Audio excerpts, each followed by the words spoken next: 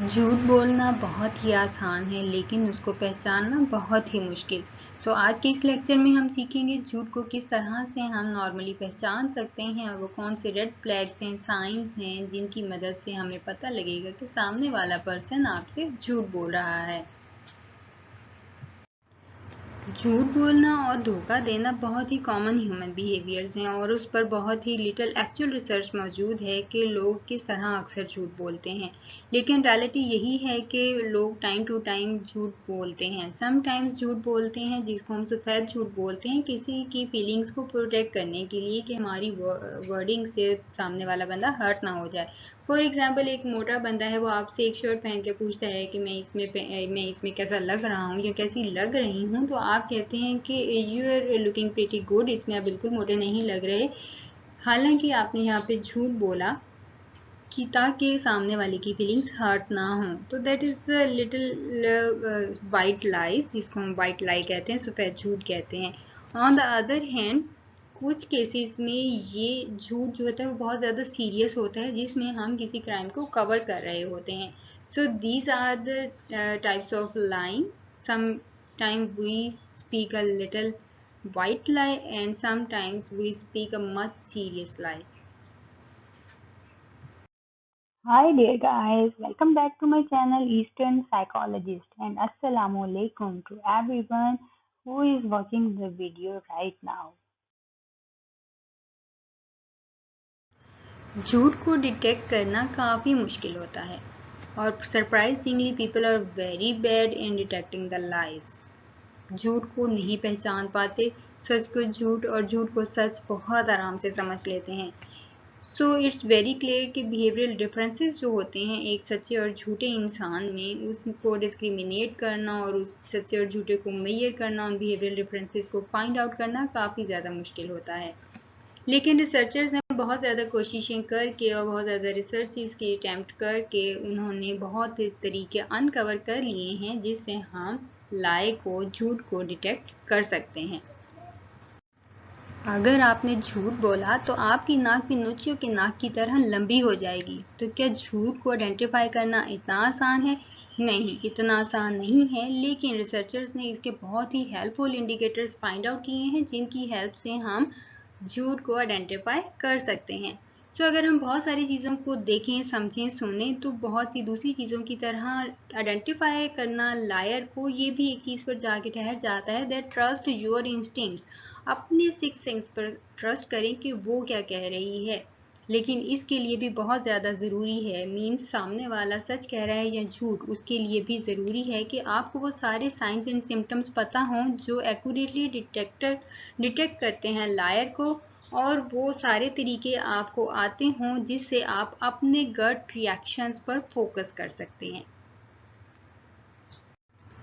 झूठ बोलने के साइंस क्या होते हैं? साइकोलॉजिस्ट ने बहुत सारे रिसर्चेस को यूटिलाइज किया जो कि बॉडी लैंग्वेज पे बनाई गई थी, कि सामने वाले पर्सन की क्या बॉडी लैंग्वेज होगी कि हम उसको पहचान सकें कि वो झूठ बोल रहा है, वो हमें धोखा दे रहा है। इन रिसर्चेस को यूटिलाइज किया और इसको पब्लिश भी किया गया ताकि लॉ इन्फोर्समेंट के मेंबर्स की हेल्प की जा सके ट्रूथ और लाई को आइडेंटिफाई करने में, उसमें डिफ्रेंशिएट करने में। ये वाली research American journal of forensic psychiatry में पब्लिश्ड है और वहाँ पे आपको ये इन डिटेल रिसर्च मिल जाएगी। Red flags that someone may be lying. वो कौन से रेड फ्लैग्स हैं जिनकी हेल्प से हम ये आइडेंटिफाई कर सकते हैं कि सामने वाला बंदा झूठ बोल रहा है या आपको धोखा दे रहा है? तो सबसे पहले, बीइंग वेग, ऑफरिंग फ्यू डिटेल्स। वेग मीन्स अनसर्टेन, अनक्लियर, इस तरह की वो आपको डिटेल्स देते हैं बहुत थोड़ी थोड़ी, जो कि बिल्कुल अनक्लियर होती है, समझ में नहीं आती। Repeating questions before answering them. अब यहाँ पर वो क्वेश्चंस को रिपीट करते हैं, क्वेश्चन का कोई पार्ट नहीं, पूरा क्वेश्चन कहते हैं कि आप अपने क्वेश्चन को दोबारा से रिपीट करें, क्योंकि उन्होंने उससे रिलेट करके स्टोरी जो बनानी होती है ज़हन में, तो इसलिए वो क्वेश्चन की रिपीटिशन का बार बार कहते हैं कि क्वेश्चन को, पूरे क्वेश्चन को रिपीट करें। Speaking in sentence fragments. अब जो भी वो बोलते हैं, वो जो भी सेंटेंस बनाते हैं वो काफ़ी अनरिलेटेड होते हैं एक दूसरे से, छोटे छोटे से ब्रोकन सेंटेंसेस होते हैं, एक बिल्कुल एक घड़ी घड़ाई कहानी नहीं होती। अगर वो साइकोपास हैं तो घर भी लेंगे, that's not difficult for them, but for normal person failing to provide specific details when a story is challenged. For example, आपको पहले से कुछ चीज़ें पता हैं उस इवेंट के बारे में और आप कहते हैं कि ये सारी चीज़ें मुझे पता हैं, इसके अलावा आपको क्या पता है वो आप बता दें। तो यहाँ पर क्या होता है, स्टोरी थोड़ी सी चैलेंजिंग हो जाती है, तो उसके लिए स्पेसिफिक डिटेल प्रोवाइड करने में वो थोड़े नाकाम रहते हैं। देन ग्रूमिंग बिहेवियर होता है उनका। सामने वाला अगर झूठ बोल रहा है तो वो ज़्यादातर क्या करेंगे, अपने बालों के साथ खेल रहे हैं, बालों को आगे कर रहे हैं, पीछे कर रहे हैं, हाथ फेर रहे हैं, इसके अलावा अपने फिंगर्स को बार बार अपने लिप्स के ऊपर प्रेस कर रहे हैं। So these are the some red flags by which we can identify that the other person is telling a lie. It is very important to get the quality of training to detect the deception.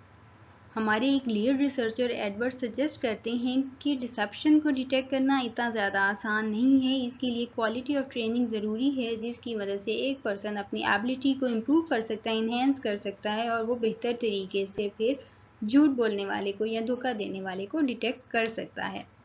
Without training, अगर हमने training नहीं ली तो बहुत सारे लोग सोचते हैं कि वो डिसेप्शन को डिटेक्ट कर सकते हैं, पहचान सकते हैं, आइडेंटिफाई कर सकते हैं, लेकिन ये सिर्फ उनकी सोच है, उनकी परसेप्शन है, रियलिटी का इससे कोई ताल्लुक नहीं है। अगर उनके सामने ऐसे कोई पर्सन ला के खड़े कर दिए जाएं तो उनकी एक्चुअल एबिलिटी डिसेप्शन को परसीव नहीं कर सकेगी।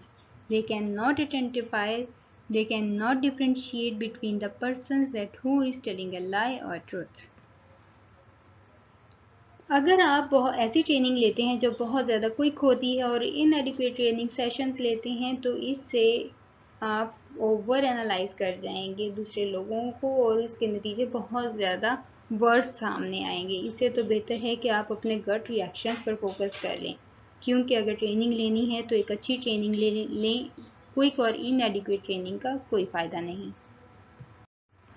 लाई स्पॉटिंग स्किल्स की बात करें तो जब हम ट्रेनिंग लेते हैं इससे हमारे डिसेप्शन को डिटेक्ट करने की एबिलिटी तो बढ़ती ही है, लेकिन इसके साथ साथ हमारी लाई स्पॉटिंग स्किल्स भी काफ़ी हद तक इम्प्रूव हो सकती हैं। मीन्स हम दूसरे की बॉडी लैंग्वेज, फेशियल एक्सप्रेशंस और उनकी वर्बल कम्युनिकेशन से आइडेंटिफाई कर लेते हैं कि सामने वाला बंदा झूठ बोल रहा है। So how much do you know about lie spotting? आप में से कौन कितना जानता है लाई स्पॉटिंग के बारे में? अगर आपको कुछ पता है तो कमेंट्स में ज़रूर बताइएगा। जब हम अपने रियल वर्ल्ड सिचुएशन में जाते हैं, मीन प्रैक्टिकल लाइफ में जाते हैं, तो वहाँ पर डिमांड होती है कि आपके पास देखने वाली आंखें हों और सुनने वाले कान होने चाहिए। तो इन देखने वाली आंखों और सुनने वाले कानों को हम अगले लेक्चर में डिस्कस करेंगे, उसको ज़रूर सुनिएगा और उसके बाद हम आपका नॉलेज भी टेस्ट करेंगे through a like quiz.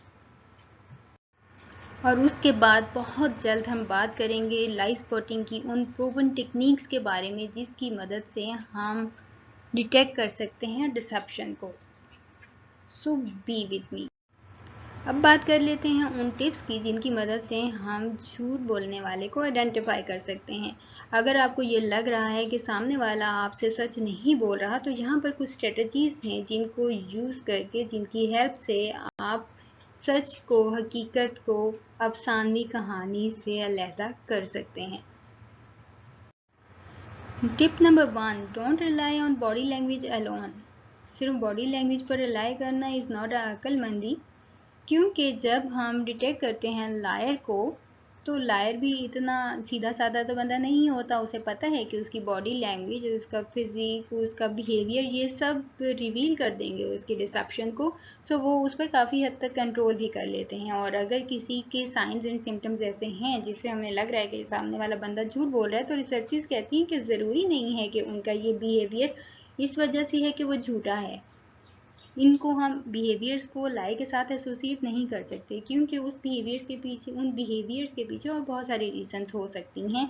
Anxiety हो सकती है कि सामने वाला फेस नहीं कर पा रहा या उसके लिए सिचुएशन बिल्कुल नहीं है, हालांकि वो सच्चा है, लेकिन वहाँ पर वो कोई एंग्जाइटी का लेवल शो करेगा, कुछ नर्वस फील होगा, तो दैट डजंट मीन कि सामने वाला बंदा झूठ बोल रहा है।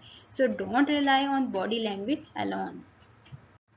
हमारे एक रिसर्चर और साइकोलॉजिस्ट हॉवर्ड 1970 से आई मूवमेंट्स को स्टडी कर रहे हैं। 1970 से वो आई मूवमेंट्स को स्टडी कर रहे हैं और उन्होंने ये बताया कि हम जस्ट आई मूवमेंट्स को देखते हुए ये नहीं कह सकते कि सामने वाला बंदा झूठ बोल रहा है। अगर उसका आई कॉन्टेक्ट आपसे मैच नहीं हो रहा या उसकी आईज इधर उधर शिफ्ट हो रही हैं तो that means the person is thinking. हो सकता है कि वो बंदा सोच रहा है, अपनी लॉन्ग टर्म मेमोरी तक असेस करने की कोशिश कर रहा है, चीज़ों को सोचने और समझने की कोशिश कर रहा है। तो सो दैट डजंट मीन कि अगर वो आई कॉन्टेक्ट मैच नहीं कर रहा तो वो बंदा झूठ बोल रहा है। सो बॉडी लैंग्वेज पर सिंपली रिलाई नहीं करना। कुछ स्टडीज ये भी बताती हैं कि इंडिविजुअल सिग्नल्स और बिहेवियर्स बहुत ही यूजफुल इंडिकेटर हैं डिसेप्शन का, लेकिन इनमें से जस्ट रिलाई करना आई मूवमेंट्स पे, ये एक वर्स्ट प्रेडिक्टर है। हम जस्ट आई मूवमेंट्स पे रिलाई नहीं कर सकते। सो बॉडी लैंग्वेज क्योंकि एक यूजफुल टूल है डिटेक्ट करने के लिए लायर्स को या डिसेप्शन को, लेकिन यहाँ पर की पॉइंट ये है समझने का कि आपको कौन से सिग्नल पे ज़्यादा अटेंशन पे करनी है, वो कौन सा सिग्नल है, वो कौन सा पिन पॉइंट है, वो कौन सा लाइव स्पॉटिंग पॉइंट है जहाँ पर आपको फोकस करना है, अटेंशन देनी है। Number 2, focus on the right signals. यहाँ पर कुछ मोस्ट एक्यूरेट डिसेप्शन क्यूज हैं जिस पर हमें ज़्यादा अटेंशन देनी चाहिए ताकि हम डिसेप्शन को आइडेंटिफाई कर सकें। नंबर 1, बीइंग वेग। अगर आपका स्पीकर सामने वाला बंदा इनइंटेंशनली कुछ इंपॉर्टेंट डिटेल को स्किप कर रहा है, छोड़ रहा है, तो might be possible that he और she is telling a lie. Number 2, vocal uncertainty. If the person seems unsure or insecure, they are more likely to be perceived as lying. अगर बताने वाला कुछ unsure है और insecure भी है तो इसका मतलब भी हो सकता है कि वो झूठ बोल रहा है। Number 3, indifference. Shrugging, lack of expressions and a bored posture can be signs of lying since the person is trying to avoid conveying emotions and possible tells. हालांकि बंदा बहुत कोशिश कर रहा है कि वो अपने इमोशंस भी कन्वे करे और जितना ज़्यादा पॉसिबल हो वो बता सके, लेकिन फिर भी वो उस सिचुएशन से बहुत जल्दी बोर हो जाता है। उसके एक्सप्रेशंस में कहीं ना कहीं कुछ कमी होती है, मैच नहीं कर रहे होते, डिफरेंस होता है उसके इमोशंस में। That might be possible the person is telling a lie. Then over thinking. Number 4, अगर एक बंदा आपको कुछ डिटेल बताने में या उन गैप्स को फिल करने में, स्टोरी को फिल करने में कुछ बहुत ज़्यादा थिंक कर रहा है और उसको बहुत ज़्यादा मुश्किल हो रही है सोचने में, then it might be possible that he और शी इज डिसीविंग यू।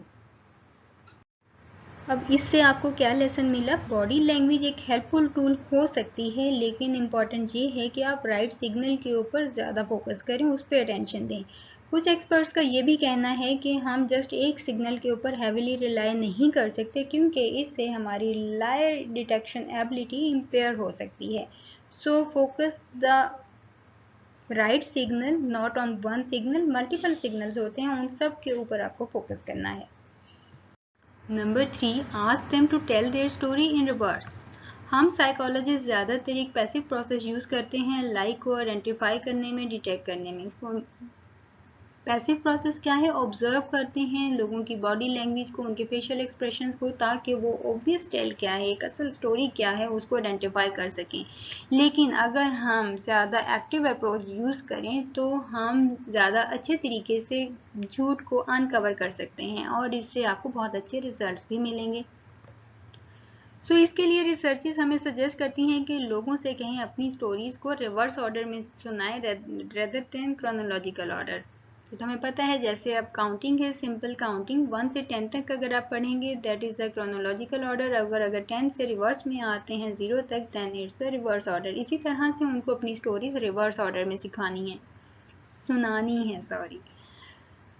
इससे क्या होगा? उनका कोग्निटिव लोड बढ़ जाएगा। जब हम रिवर्स में सुनाएंगे तो उससे हमारी बॉडी लैंग्वेज, हमारे जो verbal and non verbal cues हैं वो कुछ ज़्यादा क्लियर तरीके से सामने आ जाते हैं। क्योंकि अगर बंदा झूठ बोल रहा है तो उसको कुछ ज़्यादा दिमाग यूज़ करना पड़ेगा कि उसको बिल्कुल रिवर्स में सेम ऑर्डर में वो सारी चीज़ें बता दे। उसका शर्ट का कलर क्या था, वो कहाँ पे खड़ा था, आसपास कितने लोग थे, ये तो डिटेल में बता दिया। लेकिन जब वो रिवर्स में आते हैं तो कुछ चीज़ें वहाँ पे चेंज हो जाती हैं, कोग्निटिव लोड इंक्रीज हो जाता है।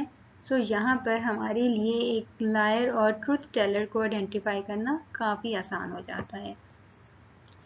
So lying is more mentally taxing, क्योंकि झूठ बोलने में हमें काफ़ी ज़्यादा दिमाग लड़ाना पड़ता है और सच बोलने वाले के साथ ऐसा कुछ नहीं होता। उनको सारी सिचुएशन सारी क्लियर पता होती है। वो अगर क्रोनोलॉजिकल ऑर्डर में सही बता सकते हैं तो वो रिवर्स ऑर्डर में भी बिल्कुल आराम से बता सकते हैं। उनका कोग्निटिव लोड इंक्रीज नहीं होता।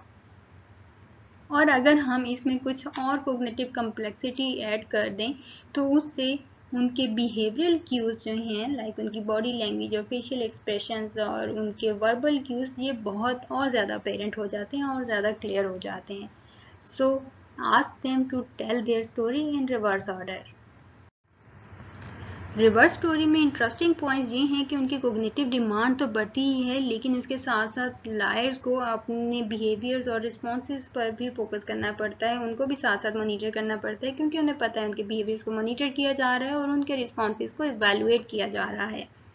तो यहाँ पर इसके साथ साथ उनका कंसर्न इसके साथ भी होता है, उन्हें खुद को मेक श्योर करना होता है कि वो जो भी स्टोरी सुना रहे हैं सुनने वाला उस पर यकीन भी कर ले।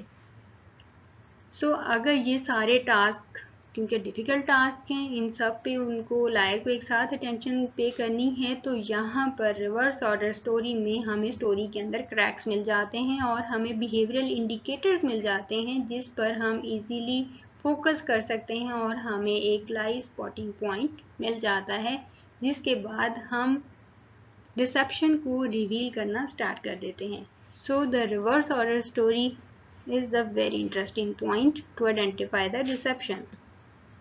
The researchers found that the reverse order interviews revealed more behavioral cues to deception. जैसे कि अभी मैंने आपको बताया कि इससे हमें बहुत सारे behavioral cues मिल जाते हैं, क्योंकि एक बंदा एक साथ अगर वो साइकोपैथ नहीं है तो वो इन सारी चीज़ों पे फोकस नहीं कर सकेगा। Fourth tip is trust your instincts. अगर हम कॉन्शियसली लाइक और डिटेक्ट करने की कोशिश करते हैं तो उसके निस्बत जो रिजल्ट्स हमारे इमीडिएट गट रिएक्शंस पर ट्रस्ट करने से आ सकते हैं वो ज़्यादा एक्यूरेट हो सकते हैं। So trust your instincts. Research भी सजेस्ट करती है कि हमें हमारा अनकॉन्शियस और इंट्यूटिव आइडिया दे देता है कि सामने वाला झूठ बोल रहा है, लेकिन अगर हमारे गट रिएक्शंस इतने अच्छे एक्यूरेट हैं तो हम क्यों लोगों को अच्छे से आइडेंटिफाई नहीं कर पाते कि वो बंदा झूठ बोल रहा है या डिसऑनेस्ट है। अगर आपको इसका आंसर पता है तो please write in the comment below. So हमारे मुताबिक ऐसा इसलिए होता है कि कॉन्शियस रिस्पॉन्सेज हमारे ऑटोमेटिक थॉट्स के साथ इंटरफेयर कर जाते हैं। वो किस तरह से? जब हम अपने इंस्टिंक्ट्स पर रिलाई करने के बजाय लोगों के स्टीरियोटिपिकल बिहेवियर्स पर फोकस करना शुरू कर देते हैं, मतलब ऐसे बिहेवियर्स जो बार बार रिपीट होते हैं, repeated over and over again, और हम उन बिहेवियर्स को झूठ के साथ एसोसिएट करना शुरू कर देते हैं। फॉर एग्जाम्पल, कैसे behaviours? like their small movements, especially of the hands and feet, through nervousness और impatience। बंदा नर्वस हो गया है या वो वहाँ से भागना चाहता है तो उसे छोटी छोटी मूवमेंट्स हो रही हैं उसकी हैंड्स की, अपनी फीट्स की, तो हम इन सारे बिहेवियर्स को रिलेट करना शुरू कर देते हैं कि वो झूठ बोल रहा है पर्सन, मतलब स्टीरियोटिपिकल बिहेवियर्स पर फोकस करना शुरू कर देते हैं और हम अपने इंस्टिंक्ट्स पर रिलाई नहीं कर पाते। दैट्स वाई बहुत सारे पीपल अच्छे से डिसऑनेस्टी को आइडेंटिफाई नहीं कर पाते। अगर हम इस तरह के गलत रवैयों को डिसेप्शन के साथ मैच करना शुरू कर दें तो हम कभी भी सच और झूठ में फ़र्क नहीं तलाश कर सकेंगे। So just focus on your instincts rather than your conscious focus. 2014 में ब्रिंकल, स्टिम्सन एंड कैडने एक रिसर्च करते हैं और उनको कुछ एविडेंस मिलते हैं अनकॉन्शियस लाई डिटेक्शन के। इस फुल आर्टिकल को आप इस एड्रेस पे फाइंड आउट कर सकते हैं और आर्टिकल कैसे सर्च किया जाता है ये मैंने आपको अपने रिसर्च के लेक्चर्स में बताया हुआ है। अनकॉन्शियस लाई डिटेक्शन में रिसर्चर्स ने यूटिलाइज किया implicit behavioural reaction time test को, जिससे पार्टिसिपेंट्स के हम मोर ऑटोमेटिक और अनकॉन्शियस रिस्पॉन्सेज को रिकॉर्ड कर सकते हैं और हम इन्हीं रिस्पॉन्सेज के थ्रू उनके सस्पेक्टेड बिहेवियर को असेस कर सकते हैं। Implicit behaviour reaction time test है क्या? ये एक ऑनलाइन टेस्ट है जिसमें आपके सामने एक स्क्रीन शो होती है और एक कॉर्नर पर एक वर्ड होता है डिसऑनेस्ट, दूसरे पे ऑनेस्ट, इसी तरह के पेयरिंग वर्ड्स होते हैं काफ़ी सारे, और स्क्रीन आपके पास 30 सेकेंड्स के लिए शो होती है या शायद इससे भी कम। उसमें आपको अगर डिसऑनेस्ट हैं तो आपको उसके लिए की दे दी जाती है कि आपने सी प्रेस करना है, अगर आप ऑनेस्ट हैं तो आपने एच प्रेस करना है, अगर ट्रुथ है तो टी प्रेस करना है, लाई है तो एल या आई या ई कोई भी वर्ड आपने उसके लिए प्रेस करना है। सामने उसके साथ एक इमेज भी होती है। तो हमारे पास जल्दी से हमने उन वर्ड्स को देख के अपने हैंड्स को प्रेस करना होता है, की को प्रेस करना होता है और वो रिस्पॉन्स रिकॉर्ड हो जाता है। अब फाइंडिंग ये सजेस्ट करती हैं कि फोरेंसिक साइकोलॉजी, न्यूरोसाइंस या प्राइमेटोलॉजी में जब इस टेस्ट को यूज़ किया गया तो उन्होंने सजेस्ट किया गया कि हम इससे लाए को मतलब झूठ को या डिसेप्शन को ज़्यादा एक्यूरेटली डिटेक्ट कर सकते हैं, क्योंकि इसमें हमारा कॉन्शियस मेंटल प्रोसेस काफ़ी कम होता है और हम अनकॉन्शियसली हम आंसर दे रहे होते हैं। इस तरह के रिएक्शंस को जब ऑब्जर्व किया गया तो इससे हमें ये पता लगा कि जो बंदा सामने से झूठ बोल रहा है वो ऑटोमेटिकली उसका जो कोग्निटिव कंसेप्ट है वो उससे रिलेटेड एक्टिवेट हो जाता है और वो डिसेप्शन से रिलेटेड वर्ड्स को ही टाइप करता जाता है। इसी तरह से जो बंदा सच बोल रहा होता है उसका उस ट्रुथ से रिलेटेड जो भी कंसेप्ट है वो एक्टिवेट हो जाता है और वो उसी वर्ड पर अपनी कीज प्रेस करता है। तो इस तरह से अनकॉन्शियसली हम झूठ और सच को कुछ डिफ्रेंशिएट कर सकते हैं ज़्यादा बेहतर तरीके से। बट इसके लिए आपको implicit behaviour reaction time test का पता होना बहुत ज़रूरी है कि इसको किस तरह से अप्लाई करेंगे।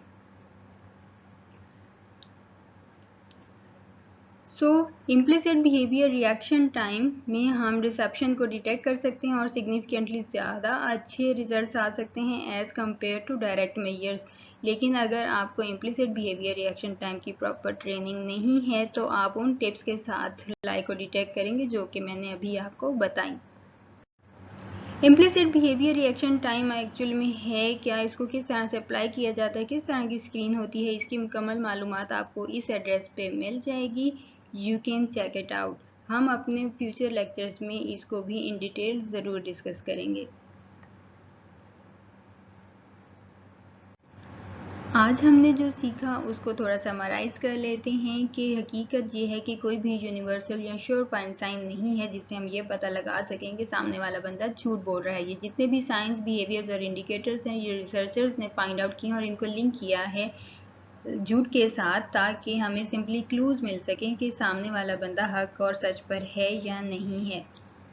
नेक्स्ट टाइम अगर आप किसी भी सामने वाले बंदे की जो आपको स्टोरी सुनाई जा रही है उस स्टोरी पर अगर आप यकीन करना चाहते हैं तो स्टॉप करें looking at the cliche line science, वो जो भी झूठ के इशारों के इशारे हैं जो आपको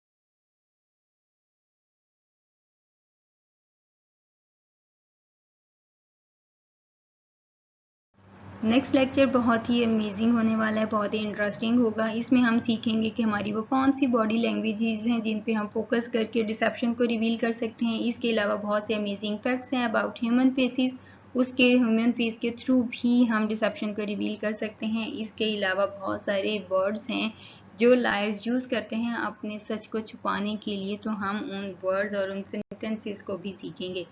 तो next lecture is very interesting, don't miss it out. I hope आपको आज का लेक्चर समझ आ गया होगा। If you like it then give thumbs up and write in the comment below कि आपको आज का लेक्चर कैसा लगा और नेक्स्ट लेक्चर में आप क्या सीखना चाहेंगे। So till then bye.